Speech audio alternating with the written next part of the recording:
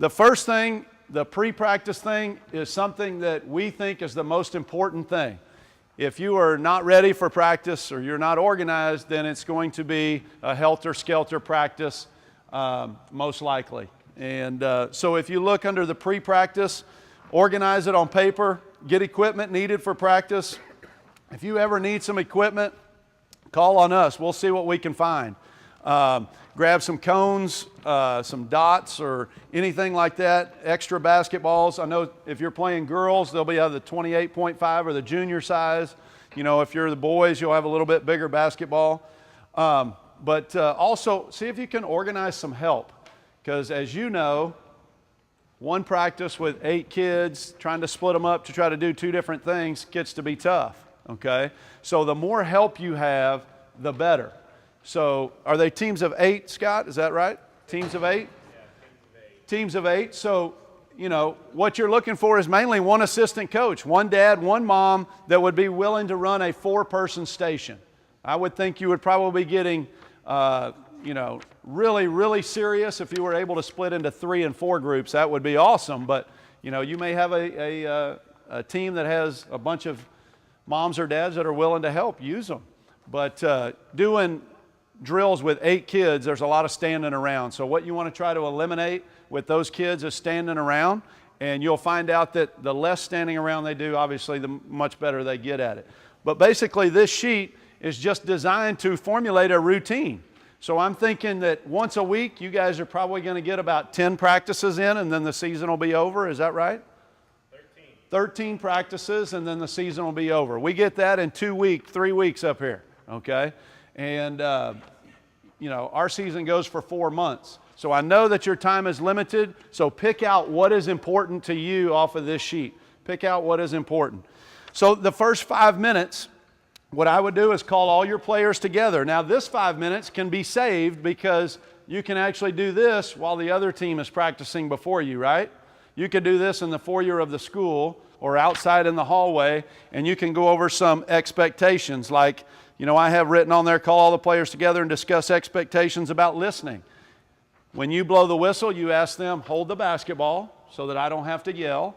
And then I want you to run over. If I blow the whistle and I say, you know, the Heat, come over here. I want everybody to run over and be quiet so we can keep moving, because you want to tell them the importance of your limited time. Talk to them about hustling. Talk to them about being respectful to the coaches. Eyes on me when we're talking, and be respectful to your teammates. I know that's going to be an issue with a lot of kids, you know, especially when we were coming up through, the kids want to touch each other, just goof around or steal the basketball from each other. So whatever they can do to help you be a coach, that would be better. And then share some things that you're going to be doing in practice. All right, guys, as soon as this team is done, we're going to go out and we're going to line up in 2 lines. Okay? But at least you're prepared. You're not waiting for the group to walk off and then coming in. Just be prepared 5-10 minutes before practice and get the maximum time out of it. And that's what we have to do up here. The UIL puts a limit on us. We get them for 2 hours outside the school day. And you can imagine if we spend 15-20 minutes just getting organized, that we've wasted a lot of time. So, and I know as a parent that has a kid in athletics, I don't want there to be any wasted time. When he gets out there, I want him to be going. And then we'll go through the practice a little bit. About midway through, you need to let them get a drink, obviously. I don't think we need to have 3 and 4 drink breaks. Okay, some kids may request that, but I don't think in an hour you need 3 or 4 drink breaks.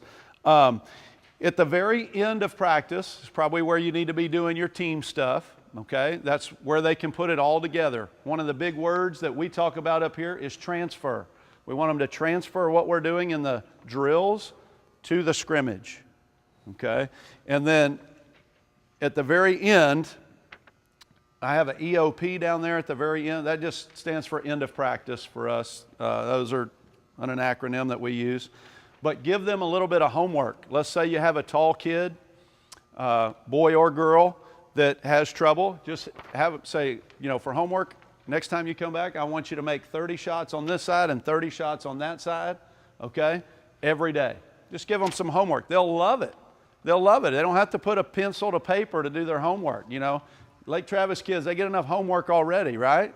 Enough projects and stuff. Give them something they can do. They'll love it, okay? You have a kid who's struggling dribbling, tell them to dribble, okay? And they can dribble inside or outside. Tell them raining is not an excuse. You can dribble inside. Matter of fact, your parents will like it if you're dribbling inside the house, right?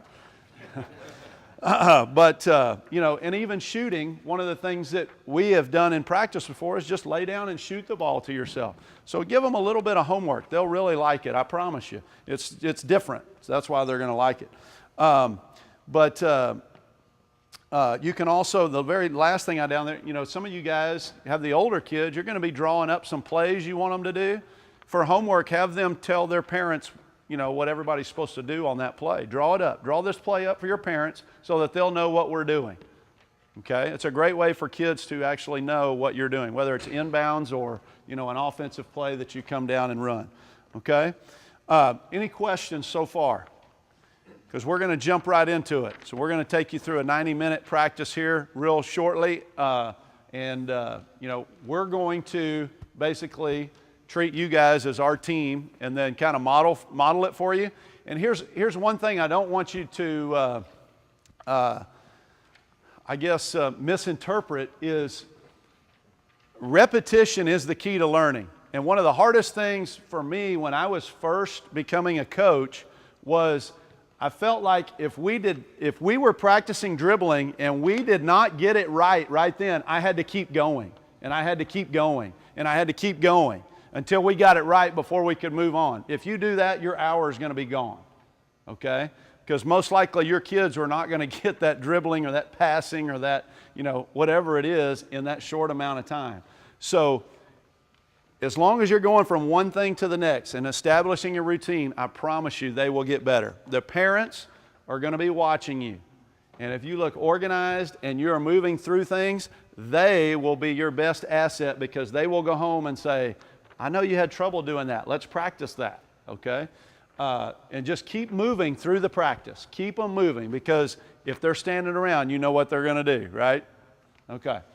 Anything you guys would like to add? I know one of the things that as you're out there organized, getting them involved in what they're doing as quickly as they can, you want to make sure that you have fun while you're out there doing the drills with them. Get down at their level, show interest in what they're doing. Don't worry, stop and teach. And it's amazing when you hold these young boys and girls at a standard, at a level, they'll go up to that. But if you go out there without a plan, without a purpose, all right, let's go. Let's get out there and let's just shoot. One, you're gonna lose time, and you might lose their focus as well.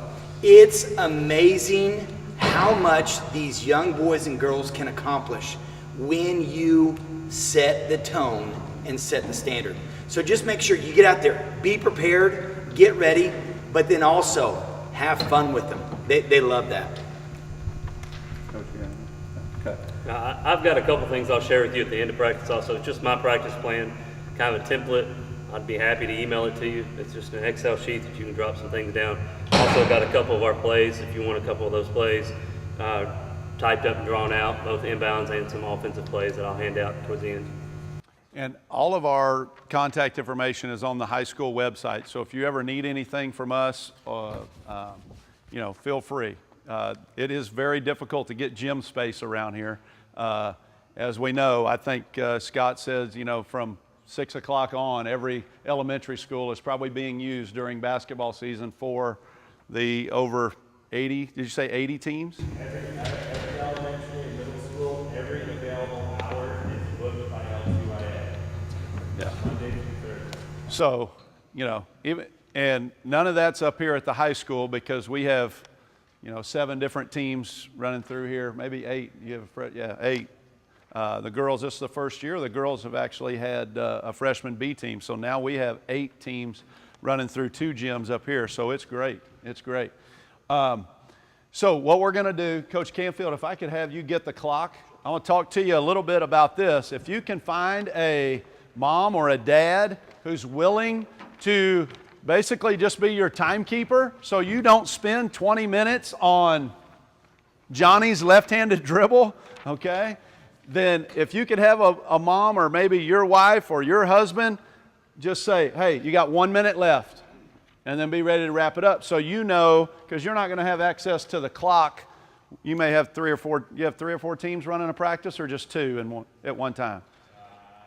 Two side to side typically. Two, okay. So you're not going to probably have access to the clock unless they could set the clock up, and every hour they could put 60 minutes up there and then just run it down, and that way you know how much time you have left. But typically we will have a student assistant running it. So if you could, Coach, could you put up 5 minutes, okay? So what we're going to do is we're going to go ahead and start, all right? And let's just go ahead and pretend that we have already shared the expectations with you about when you come to practice. I need you to come in court shoes and shorts and a t-shirt, and I need you to leave your ball with your parents, and because we're providing balls tonight, so you'll leave your ball with your parents tonight. And then when we blow the whistle, if we'll just have everybody pick up the ball so that we can kind of continue on. So if you need to strap up your shoes or buckle your belt or whatever, let's go ahead and get started.